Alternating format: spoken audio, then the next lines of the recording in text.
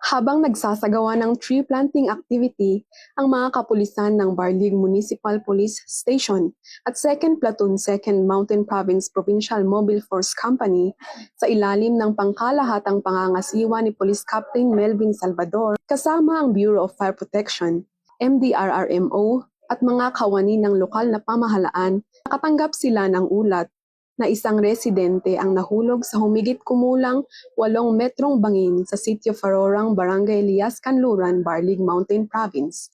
Sa kabila ng distansya sa pagitan ng lugar ng tree planting activity at ng pinangyarihan ng insidente, mabilis nilang itinigil ang kanilang aktibidad at nagsagawa ng rescue operation. Pagdating sa lugar, nadatnan ng mga pulis ang mga residente na naunang rumesponde matapos ma-activate ang FACAD, isang tradisyonal na sistema ng pagtawag sa komunidad ng Lias sa oras ng kagipitan.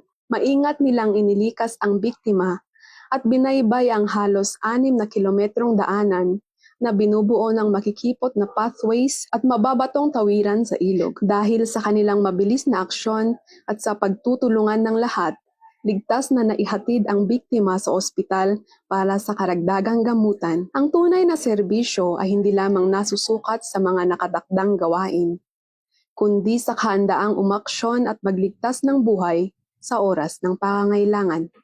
Mula dito sa Mountain Province, ako ang inyong PNN correspondent, Police Corporal Katsumi Coffin, alagad ng batas, tagataguyod ng Balitang Pulis.